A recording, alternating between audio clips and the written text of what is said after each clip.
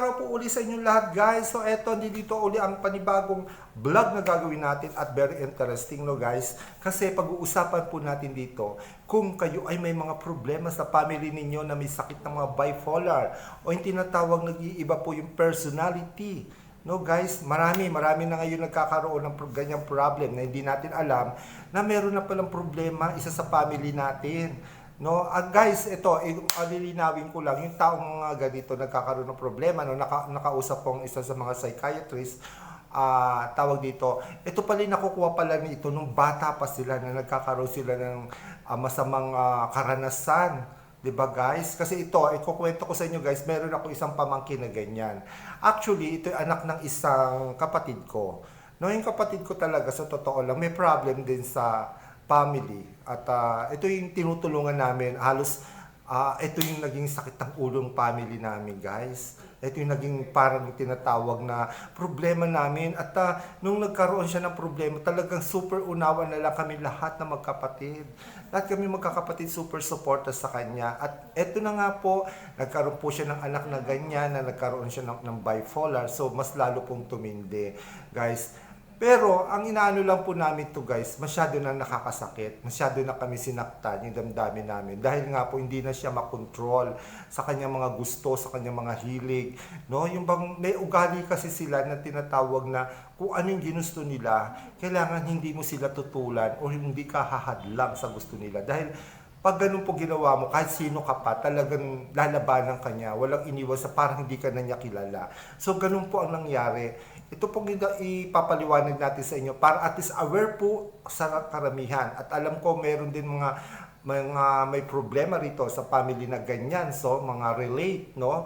Baka isa sa mga family ninyo may ganito na rin problema. Itong share natin sa inyo guys para aware po kayo. Kasi ito po, pag hindi napaghandaan at pag hindi nyo po alam, there's possibility na magkaroon po ng trouble o magkakaroon kayo ng hindi pagkakaunawa na hindi nyo naintindihan, eh meron na palang sakit isa sa family nyo na ganyan. So kailangan nyo pong malaman guys para at least malalaman ninyo kung paano ito maiiwasan at kung paano ito masusolusyonan. So guys, ito sa ngayon, ito ang kinakaharap namin ng buong pamilya namin. Dahil may problem nga po kami sa isang kapatid namin at yung isang anak niya. So, ganito nga po, uumpisahan na po natin ang salaysay para mas maintindihan ninyo, lilinawin natin step by step at para naman makuha nyo, makasap nyo at maiwasan nyo ang mga dapat maiwasan. Diba guys? Kasi napaka-importante pong pag-uusap na ito about sa mga bipolar. So, umpisahan na po natin. Okay guys. Ang bipolar nga po pala guys, no, ayon sa mga psychiatrists sa pag-aaral, ito po ang nagkakasakit po ang isang tao na ganito. Pag ikaw nung bata ka pa, nagkakaroon ka ng encounter ng problem o yung depression na tinatawag. Kasi itong pamangking nito that time is, I think I remember, no, nung bata pa siya, 3 years old, no, 3 years old, ano siya, makiama siya, which is, ito po yung anak siya ng kapatid ko, sa parang na-disgrasya po siya, parang ganun po, something like that. So, nung ano po siya may asawa siya that time. So, ang nangyari, hindi nagustuhan ng asawa ng kapatid ko yung pangyayari niya kasi na-disgrasya nga po yung kapatid ko. No, guys. So, ito po, ang kinalabasan po itong pamangkin ko. Nung lumabas na po yung bata, nagkaroon po siya ng problema. Itong pamangkin ko na po to. Nung nagkaroon na problema at naaawa po nga kami dito sa bata na ito. That time, yung bata pa siya. Kasi para siyang pinagtutulakan, hindi siya kinikilala ng ama niya. Hindi siya kinikilala ng ama niya, hindi sinasabi na hindi kita anak, ganyan, something like that. So nagkaroon ng problema itong bata na to at awang-awa kami dito at kami dalawa ng ate ko ang kumukup sa kanya that time dahil yung nanay niya, hatred din sa kanya kasi nga simula nung isinilang siya parang sumama yung loob dahil nga hiniwalayan siya ng asawa niya. So parang binuntong ng kapatid ko doon sa anak niya. Doon sa anak niya, nabuntong yung galit niya. Kaya pinagmalupitan to ng anak ng kapatid ko. So, parang wala nang choice yung bata. Parang hindi niya alam kung saan siya pupunta. At yun nga, kinupkup nga po siya ng ate ko that time. So, bata pa siya. So, nung bata pa siya talaga, nararamdaman ko na talaga meron siyang tinatawag na takot takot talaga. Bata pa siya noon, siguro. And then, that time talagang super hirap ang naranasan ng kapatid ko. Itong bata na to, super hirap. At awang-awa kami dito that time. Pero hindi namin inisip na ganun pala magkakaroon ng epekto sa paglaki niya, yung ganun pangyayari. Dahil nga po, lumaki yung bata, yung pamangking ko, na meron siyang trauma o yung takot. Parang dala-dala niya. Hanggang sa ngayon na dinala niya, no? Parang nagtanim siya ng hatred, ng galit sa puso niya dahil sa mga naramdaman niya yung that time na bata pa siya. And then later on, lumaon ng lumaon. So, nagsumikap tong bata. Natutuwa naman ako that time kasi ako na yun ang parang nagpapaaral sa kanya sa halinsinan kami ng ate ko that time. So, ako nagpaaral sa kanya. Ako yung nag-suporta sa kanya hanggang sa nakatapos po siya ng high school. So, nung that time, nagka-college na po siya, sinabi ko sa kanya, it's time naman, ito turn over kita doon sa ama mo. So, that time pumunta siya doon sa ama niya. At yun na nga po, no, nung itinurn over ko siya sa kanyang ama, tinurn over ko na po siya sa kanyang ama para magpatuloy at pinatapos ko na nga po siya ng high school. So, awan na Diyos, sabi ko nga, hindi ko na kaya mag-college ka kung magka-college ka man. So, nung pumunta po siya sa ama niya, kinilala na po siya ng ama niya dahil malaki na eh. So, nung bata, hindi talaga niya, ng ama niya, hindi sinuportahan kay singkunduling, wala.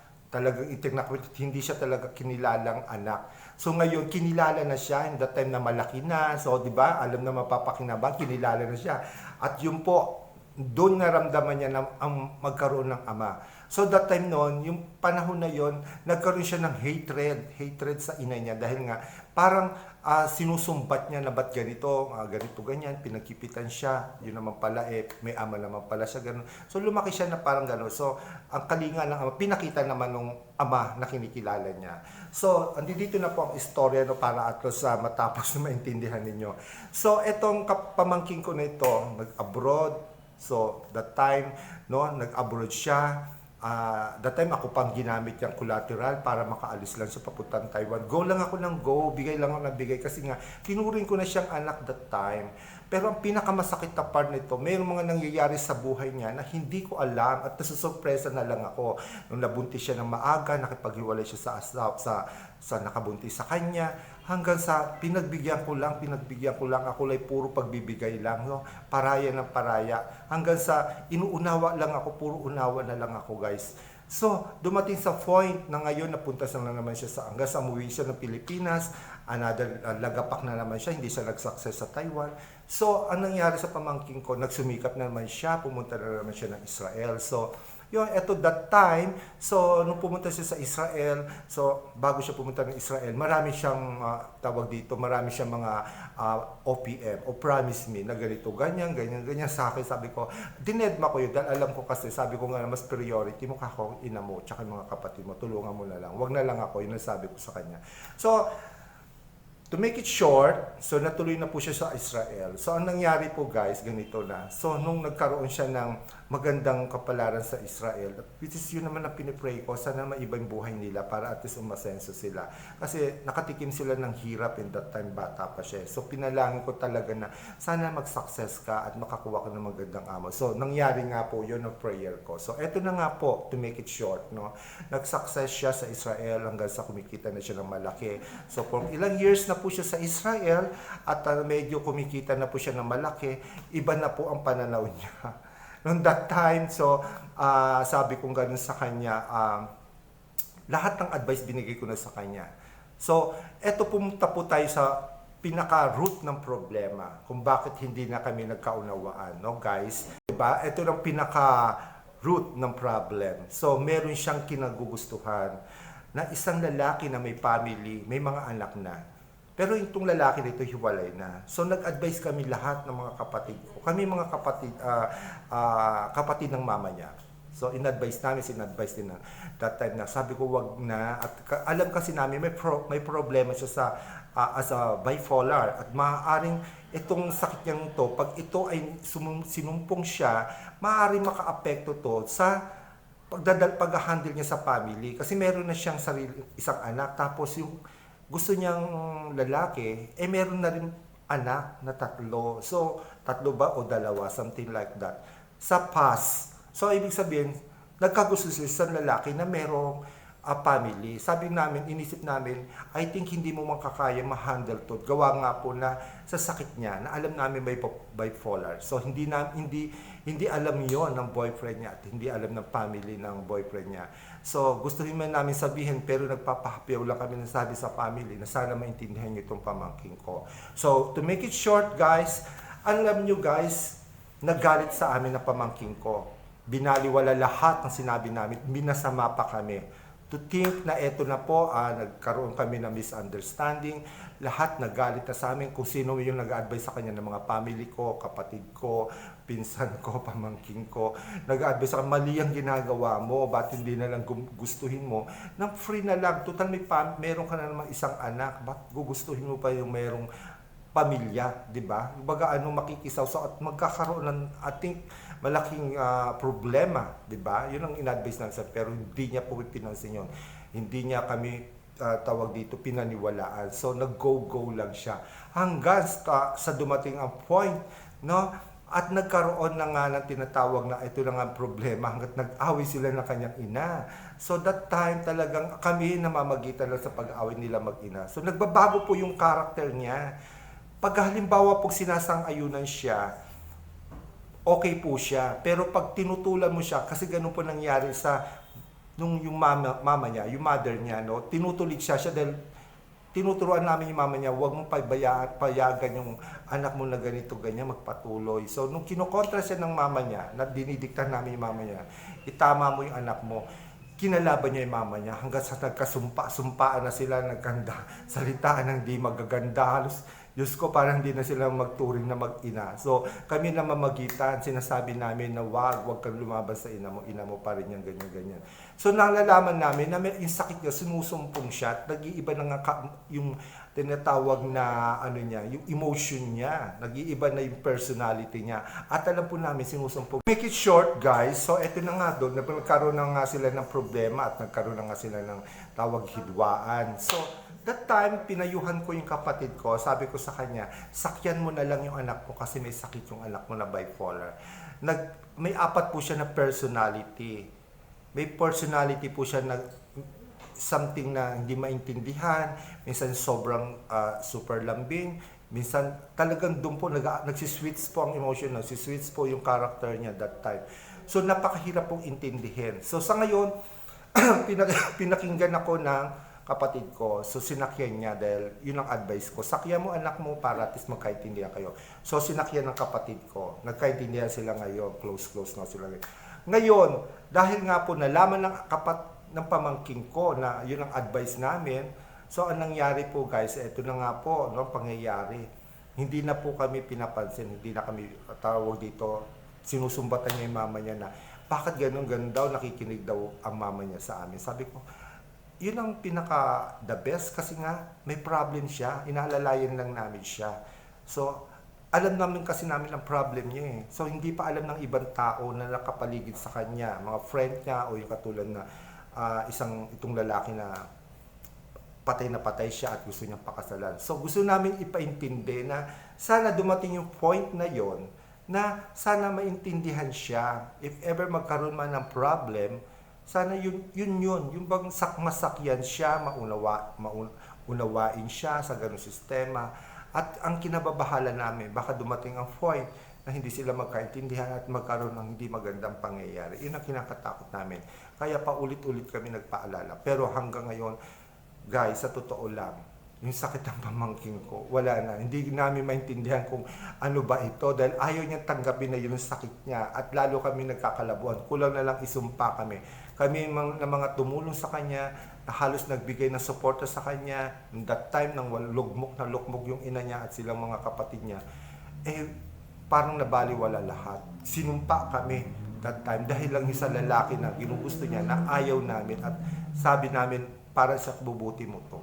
So, yun nga po guys. So, napakahirap po talaga sa family ang may sakit na bipolar.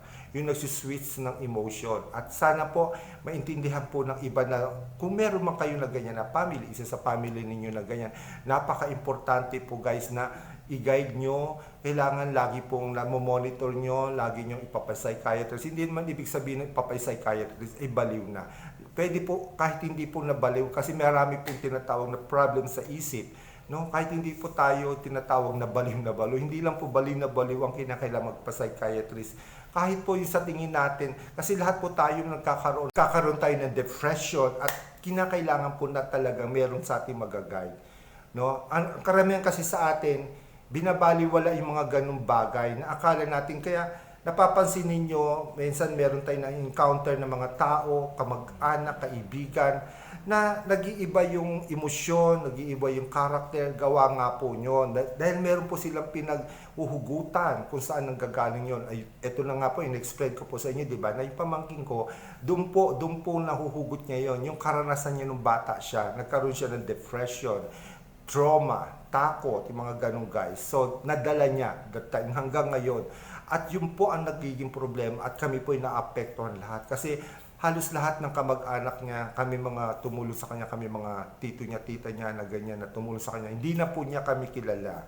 At nakapokus po siya doon sa lalaking ginugustuhan. At ang kinababahala namin, baka po mabigo siya or something kung ano mangyari at yun nga po at magsusaysa. Yun ang kinababahala namin. Pero gayong pa man, no, masakit man sa amin, eto binablog ko to para at least naiintindihan po ng mga marami dyan na may problema na relate po doon sa sinasabi ko, na sana po, if ever na magkaroon kayo ng problema sa family nyo na ganyan, napaka-importante po ang tinatawag na unity. Explain nyo yan, and then napaka-importante pong ipa-check up nyo po sa doktor. Kasi yun po, doktor po kasi, mga psychiatrist po talaga, sila po talaga ang tunay na makakatulong. Kasi pag halimbawa pong lumala yan, it's either mag-suicide o mabaliw or something kung ano mangyari. So, ganun po ang kahinat na nun. So, to make it short, yun na nga po, itong pamangking ko ay hanggang ngayon ay hindi kami nagkakaunawaan hanggang sa nagkaroon na nga kami ng diskusyon or conversation na hindi maganda hanggang sa napunta na po sa social media conversation namin dahil nga po sa pinagpipilitan niya yung sitwasyon na ganon. So, to make it short guys, ang ma-advise ko lang po sa marami para at least aware po kayo. So, yun nga po, kinakailangan pong guide, gabay, at kung kayo ang may anak na ganun, ituro nyo yung dapat. Ang kapatid ko kasi hindi niya naituro yung dapat eh. So, parang hindi siya naging ina. Kaya yun, mas lumala po na lumala yung sakit ng anak niya. No? So, kami po naapektuhan, kami mga nakapaligid sa kanya. So, hanggang ngayon, hindi pa kami nagkakaintindihan. So, guys, hanggang dito na lang ating pagbablog. At sana po naintindihan niyo. At sa susunod na pagbablog natin, i-explain natin kung ano susunod mangyayari. Okay, guys? Huwag niyo kalimutan mag-like, share, comment, subscribe sa aking YouTube channel. At pakipush na rin ang notification bell para updated po kayo sa lahat ng aking gagawin.